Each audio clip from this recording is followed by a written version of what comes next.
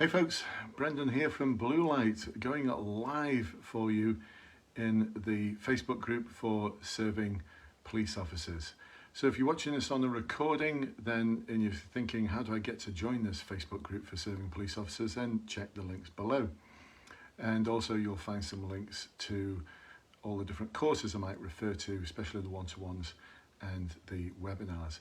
So it's not often I go live in this group, and it is my intention to go live a little bit more, looking at some of the contentious issues in policing and how that might relate to specialist interviews that you might have coming up, or promotion boards, or indeed looking to transfer from one force to another. So today I was caught, something that caught my attention was Sir Mark Rowley, the Commissioner of the Metropolitan Police, talking about how, to quote him, I'm going to be ruthless in tackling racism and misogyny. And that got me thinking a little bit about future questions that you may get asked at your promotion boards especially, but certainly at specialist interviews as well, or in transfer from one force to another interviews. And this is around challenging inappropriate behaviour.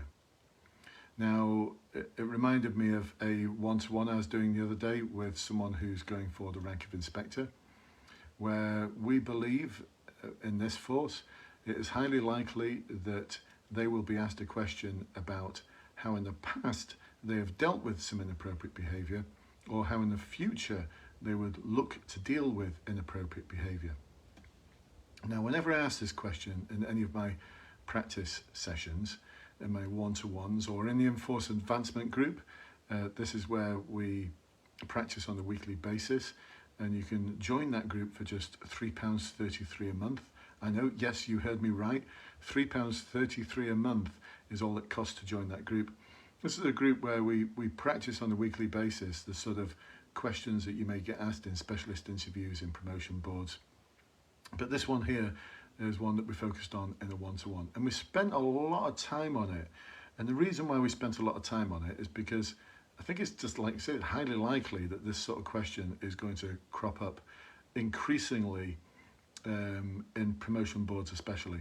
Why? Well, we've got things like this, haven't we? Operation Houghton. If you've not read the Houghton report about the behaviour that took place at Charing Cross Police Station, then you really do need to read it. This is one of the reasons why Cressida Dick got the boot. Whether you agree with it or not, this was one of the reasons. And what this report highlighted was racism, bullying, violent behaviour, misogynistic, sexist behaviour, and how it was rife at Charing Cross Police Station. There's no chief constable who wants that in their force. There is no chief constable or commissioner that wants that. And as Mark Rowley was saying today, he's going to be ruthless in tackling racism and misogyny. But how do you go about doing that? Because it's easy to say, but really, really hard to do. Really hard to do. So I'm going to flag up a couple of the issues that we talked about and discussed in this one-to-one coaching session. And by the way, my client now is absolutely convinced they're going to nail it when it comes to their board in terms of this question. So the question was very much directed at inspector level. That's the first thing we've got to recognise, is if you're being asked a question and it's for a promotion board to inspector, then your answer needs to be at that level. You're not there to convince them that you're an awesome sergeant. They already know that. That's why you're there.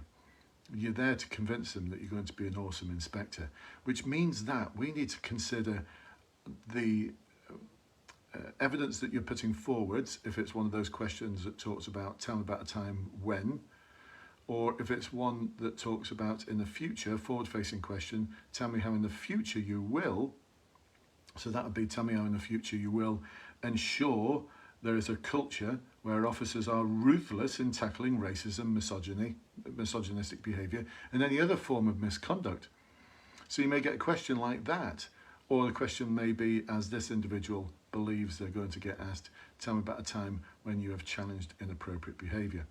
Now, if you're giving an answer at inspector level, especially if you've been acting, I would expect you to be talking about an example where you've enabled the sergeants to challenge inappropriate behaviour and you've supervised it, you've managed that process. And this is what this individual was capable of presenting as evidence. But what they did is they just presented evidence of how the misconduct was reported to them. So that's the first thing. It was an officer who failed to report a crime for a variety of reasons, which were unpicked later on. But one of the things that was missing was what was causing the change in his behaviour. That was interesting. Anyway, more about that after. But a complaint came in, an officer had failed to record a crime, very serious, especially as the crime was very serious. And it was dealt with, and the individual was investigated by the sergeants, and the sergeants held his hands up, and the sergeants gave him management advice. Now that was it. That was how he supervised that, and there was an action plan, of course. But is that enough? Is that enough? What do you think? Is that enough? I'm going to do a shout out, by the way, to a few of the people who are watching. We've got Gaza, we've got Sam, good evening to you. We've got Eric, we've got Neb, and we've got Luke watching, and some others as well. Peter, we've got Joanne, we've got Arid, I think I'm pronouncing that right. And we've got Suzanne as well watching this evening and joining this Facebook Live. Awesome to have you aboard. And Harrison's just joined as well. Like I said, I intend to go Facebook Live a lot more inside this group to unpick some of the issues that are occurring on a daily basis, weekly basis, all the time in the police service. There's always seems to be some scandal in the press, but unpicking it in a way that's going to be useful for you in preparing for your promotion or specialist interviews or transfer interviews from one force to another. So, a couple of the things that we took a look at, a few of the things we took a look at actually, that would make their answer far more inspectory, if you like. The first one is identifying what caused this officer to behave in this way. So we looked at some methods you could utilise to ensure that the sergeants, your sergeants, had got a really good grip on establishing what was causing the behaviour, to see if there's anything behind it, other than just being lazy, or other than, actually in this case, actually I'm not going to go into the case because there's a little bit of confidentiality there. But then secondly, what about the officers who witnessed it? So it turns out that there were some officers there who witnessed this officer basically cuffing a crime. So what about those officers? If we think back to what's in the Code of Ethics, they actually failed to report misconduct. So what about them? To what extent were they investigated? To what extent should they have been investigated? Seeing as all of this has just been dealt with by management advice and an action plan, should we have done something? Should we be doing something to investigate those officers? And because the fact is that the team, the inspector and sergeants, only became aware of this misconduct when a complaint came in from a member of the public that an officer had failed to record a crime. So the next point is culture. What is the culture like within your team? And where would you like the culture to be so that this would never happen in the first place? You know, you'd never have an officer even considering failing to report a crime, or considering using misogynistic behaviour, or considering using racist behaviour, or bullying other officers, or bullying members of the public. And how are you going to ensure that you've got a culture where officers, you can absolutely, with your hand on your heart, guarantee that officers are going to challenge this type of inappropriate behaviour? So we looked at various things that you could do and implement as an inspector. You could do this as a sergeant as well, to ensure that you could convince other people. So if a superintendent came up to you and said, persuade me that on your team, officers would always challenge another officer's inappropriate behaviour. So we looked at that, how you would persuade that superintendent. And you're only going to persuade that superintendent if you've actually put things in place. And then other questions about how do you know your officers haven't gone underground in terms of inappropriate behaviour. So the Houghton report highlighted WhatsApp groups where inappropriate behaviour was absolutely rife. So how do you know that that's not happening? And to what extent are you being professionally curious on your team? So we talk about being professionally curious, don't we, with things like adverse childhood experiences. And when you go to someone's house, you should be looking at more than just what you've been called to deal with.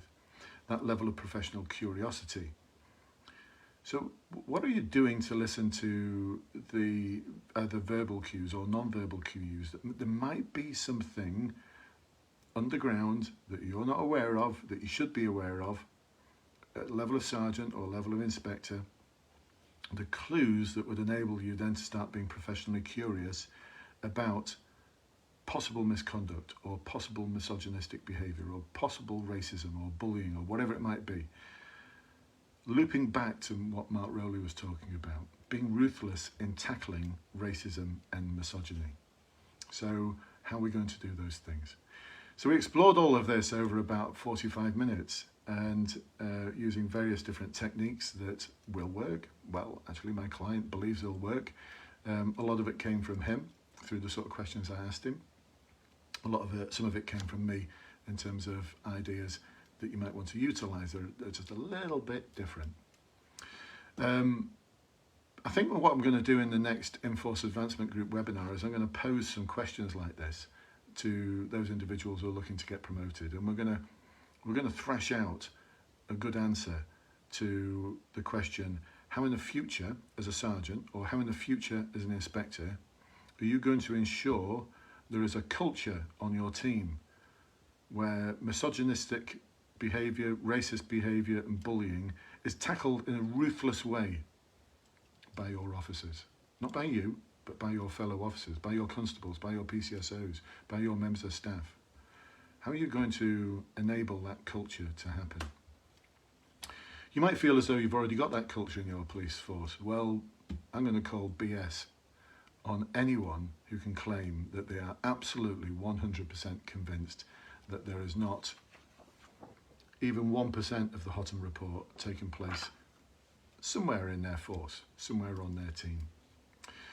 So I can do that. I'm out of the police now. I can call BS on any claim like that, So some really difficult and interesting things for us to look at there in the Enforce Advancement Group. I'm looking forward to the next webinar where we are going to focus on this, because I think increasingly forces are going to get more and more concerned about the levels of scrutiny that they are getting in respect of this kind of behaviour. It matters for so many reasons, and this links in with questions around diversity, equality and inclusion. But I think when we take a look at just something like recruitment, if I was hoping to join the Met Police, or I was considering joining the Met Police, and then I read this report, I wouldn't bother. I'd go to another force. And I know some of you are going to say, well, yeah, but you can't judge us all by what happens in the Met. Yeah, but the public do. Communities do. When the Met sneezes, everyone else gets a cold. And that's just a fact, folks. That's just a fact. Can't get around that. You can't turn around to communities and say, yeah, but the Met are different to us. No, they're not. The police service of the United Kingdom. They're His Majesty's servants. Anyway, I'll get off that soapbox now. So I hope you found this Facebook Live useful. And if you're watching this on the replay, I hope you found it useful as well. It'll give you lots of things to think about in terms of preparing for your promotion board specialist interview. Just because it's sergeant to sergeant or PC to PC or inspector to inspector going to a different department doesn't mean to say you can't get this sort of question. Because like I said, I think forces are going to get increasingly concerned about the levels of scrutiny in respect of this sort of behaviour, or being ruthless in tackling it, to use Mark Rowley's phrase. So folks, links below. If you're watching this on the replay, hope you've got something out of this, and I'll catch up with you very soon. Bye bye for now.